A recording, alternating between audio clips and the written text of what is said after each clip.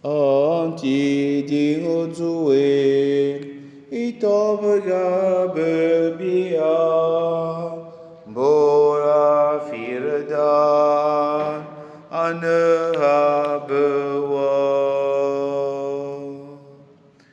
Chers frères et sœurs, loué soit Jésus-Christ à jamais. Nous célébrons aujourd'hui le 5e dimanche de Pâques. Et nous, l'Église fête les apôtres Philippe et Jacques. Nous souhaitons déjà bonne fête patronale à tous nos frères et sœurs, à nos frères qui portent le nom de Philippe et de Jacques. Nous méditons le livre des Actes des Apôtres, chapitre 6, des versets 1 à 7. Le psaume 32 au 33, que ton amour, Seigneur, soit sur nous, comme notre espoir est en toi. La deuxième lecture tirée de la première lettre de Saint Pierre apôtre au chapitre 2, des versets 4 à 9, et l'évangile de Saint Jean au chapitre 14, des versets 1 à 12. Dans le temps pascal, on réécoute les promesses de Jésus, promesses faites à la communauté des disciples dans l'immédiateté de la passion. Cela signifie que nous devons changer les verbes au futur en verbes au présent. Quand Jésus a promis tout ce que Jésus a promis, cela s'est réalisé dans sa mort et sa résurrection. Nous aussi, nous devons attendre son plein accomplissement, un accomplissement définitif. Nous pouvons tout de même commencer à accomplir des œuvres plus grandes dans la foi en parcourant la voie, le chemin qu'est Jésus, en demeurant dans sa vérité et en accueillant le don de sa vie, puisque Jésus dit « Je suis le chemin, la vérité et la vie ». En fixant le regard sur lui qui s'est donné, on contemple le visage du Père. Le Père se révèle dans le Fils.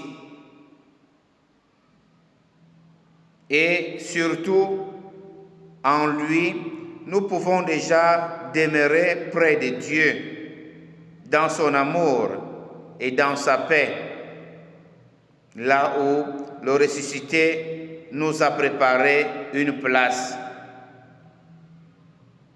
Comme Saint Pierre nous l'enseigne dans la deuxième lecture, en Jésus crucifié et vivant, nous reconnaissons la pierre écartée par les constructeurs et choisie par le Père.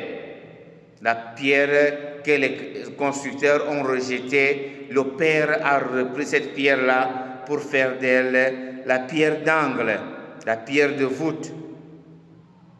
Et sur son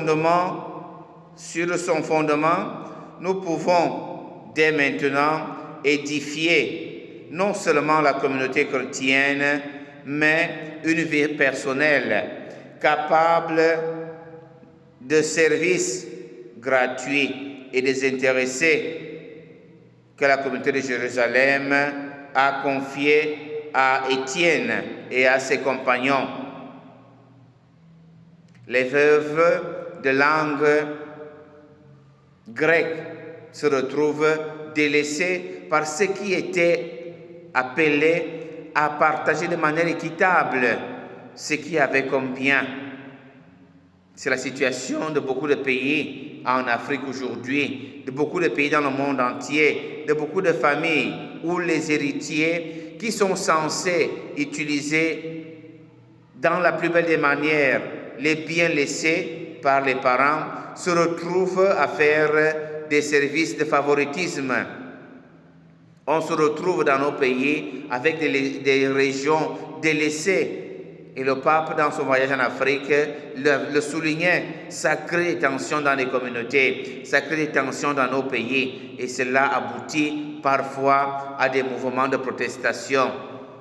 Il est donc question de nommer des ministres, des directeurs généraux, des gens au poste de responsabilité qui ont à cœur le bien de tous, pas le bien d'une minorité, pas leur propre bien. Chers frères et sœurs, demandons la grâce au Seigneur de nous aider à être, comme Étienne et ses compagnons, des hommes et des femmes aujourd'hui capables d'avoir un cœur qui est ouvert aux frères et sœurs qui en ont besoin. Chers frères et sœurs, bon dimanche à tous et loué soit Jésus-Christ à jamais.